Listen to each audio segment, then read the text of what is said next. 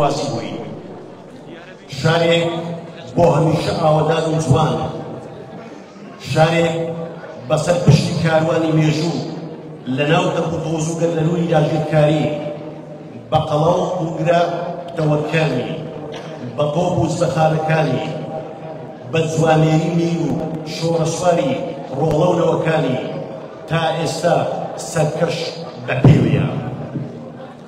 شارێک سەنگەرێکی قوربانیدان و بەرخودان و سەنگەرەکەی تری هۆشیاری و فەرهەنگ بێ، شایستەی ئەوەیە بۆ هەمیشە تازی سەربەرزی لەسەر بنێ.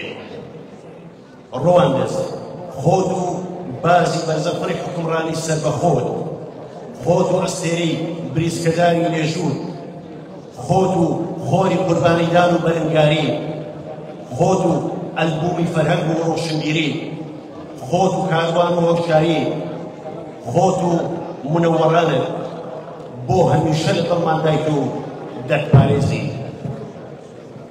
ئامادەبوانی بەڕێز و خۆشەویست، میوانانی قەدرگران، بەڕێز کاکاڵدۆ شێخ نەزیف سەرپەرشتیاری ئیدارەی سەربەخۆی سۆران، نوێنەری حزب و لایەنە سیاسیەکان، نوێنەری دام و دەستگای ئیداریەکان، نوێنەری دەستگا سەربازیەکان، پێشمەرگە قارەمانەکان، بنەماڵەی هەمیشە سەربەرزی شەهیدان، کەسایەتیە بەڕێزەکان، دەستگا ڕۆشنبیری و ڕاگەیاندنەکان، ڕێکخراوەکانی کۆمەڵگەی مەدەنی، تەواوی میوانانی بەڕێز و خۆشەویست، بە ناوی قایمقامێتی قەزای ڕەواندز و لێژنەی باڵای چواردەمین فێستیڤاڵی ڕەواندز زۆر بەگەرمی بە خێراتنی یەکەمەکەتانەکەین. دڵخۆشین ئەمڕۆ ڕۆژی ڕەواندز هەمووی کۆکردنیتەوە. دووبارە بەخێربێن سەرسەر و سەرچاوان.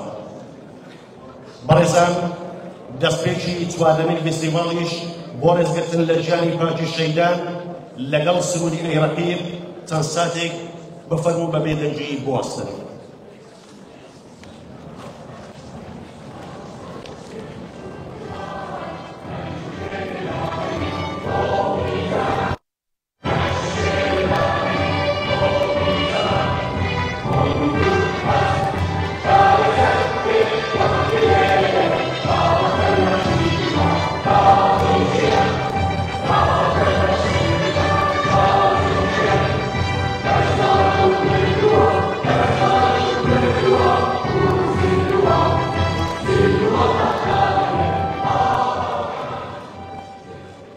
زۆر سپاس بفەرموون. دووبارە یەکەیەکەتان بەخێربێن سەرسەر و سەرچاوان. ئامادەبوانی بەڕێز و خۆشەویست، ئێستاش وتەی بەخێراتن لەلایەن بەڕێز کاک ئەحمەد قایمقامی قەزای ڕەواندز بە ناوی قایمقامیەت و لیژنەی باڵای فێستیڤاڵی چواردەمینی ڕۆژی ڕەواندز پێشکەشەکرێ با بەڕێزیان بفەرموێن.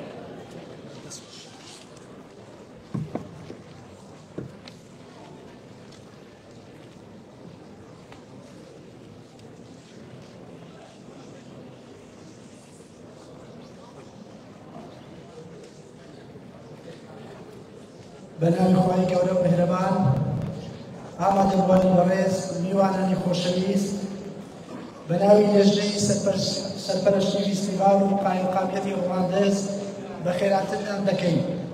خۆشحاڵین کە لە چواردەمین فێستیڤاڵی ڕۆژی ڕەواندز بەشداریمان لەگەڵ دەکەن. ئەم ساڵ بەهۆی هاتنی مانگی پیرۆزی ڕەمەزان و جەژن نەمانتوانی لە 10 سال فێستیڤاڵ ئەنجام بدەین کە ساڵانە لەم ڕێکەوتە ئەنجام دەدرا. هیوادارین بەڵگە و بابەتەکان جێگای ڕەزامەندی و خواستی ئێوەی بەڕێز و خۆشەویست بن. بەڕێزان، ڕەواندز لە سەردەمی مێرنشینی سۆران قەڵایەکی پتەوی پاراستنی نێتەوەیی خاچی پیرۆزی کوردستان بووە. خۆڕاگرانە بەرامبەر بەدەسەڵاتدارانی عوسمانی و ئێرانی وەستاوەتەوە. ئەو خۆڕاگریانە مایەی پاراستنی ناسنامەی نێتەوەی بەشێکی گرنگی خاچی وڵاتەکەمان بووە. بۆیە دژمنانمان هەوڵی لە ناوبردنیان دا و سەرەڕای هەڕەشەکان و داگیرکاریەکان ڕەواندز هەر خۆڕاگر بووە. مێژوێکی پڕ لە سەروەری ڕۆشنبیری و هونەری و پەروەردەیی لەو دەبەرە خۆشەویستان تۆمار کردووە. هەرچی ئێمەیە ئەو مێژوو پڕ لە سەروەریە بنەوەکانی بناسێنین و بەرز ڕابگرین. ئامادەبوانی بەڕێز کابینەی نوێم و بەڕێز سەرۆکی حکومەت بە هاوکاری و پاڵپشتی بەڕێز سەرپەرشتیاری دارایی سەربەخۆی سۆران کار لەسەر چارەسەرکردنی پرۆژە خزمەتگوزاریەکان و جێبەجێکردنی پرۆژە استراتیژیەکان دەکەین. بارودۆخی ناسەقامگیری دارایی وای کردووە کە بە قۆناغ خزمەتگوزاریەکان جێبەجێ بکەین.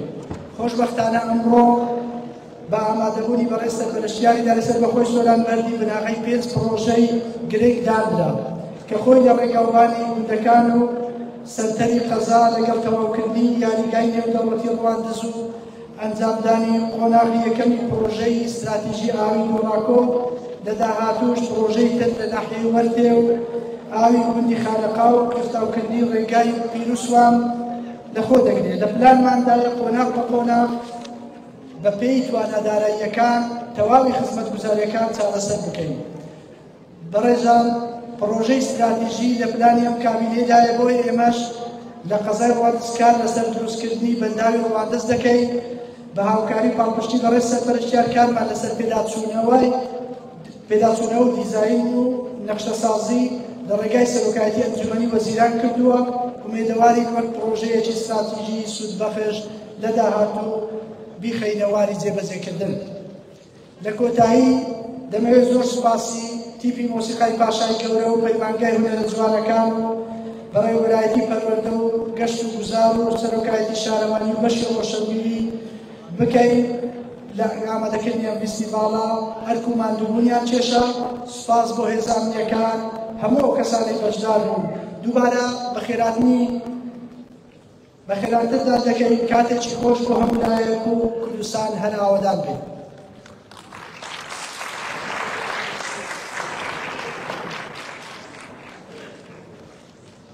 ڕەواندز کاتێک چاوم لە دیمەنت دەڕوانێ هەرچی خەم و ئازارە لە گیانم ڕادەماڵێ سروشتی جوانی تۆیە بۆتە ئیلهامی شیعرم ناو ناوبانگی تۆیە بسوێنەرە بۆ هەستم هەر کاتێ ناوی تۆ دێ هەست بە غەریبی ناکەم دڵم مەست و جۆش دەبێ بۆیە لێرە بار ناکەم هەر شارەکەی جوان جارانی بە سروش نەگۆڕاوی کاروانی ئاوەدانی حکومەتی کوردستانم تۆی خستۆتە لە خشێک دووربی لە چۆڕەوانی بۆیە ئەمڕۆ شوەک دیاری کابینەی ئاوەدانیم بەردی بناغەیدانە بۆ پرۆژە و کارەکانی هەردەم خزمەتت دەکا وەک گلێنەی چاوانی. ئامادەبوانی بەڕێز ئێستاش داوا لە بەڕێز کاک هەڵگۆڕشێخ نەجیب سەرپەرشتیاری ئیدارەی سەربەخۆی سۆران دەکەین و تێک پێشکەش بکا بەڕێزیان با بفەرمێت.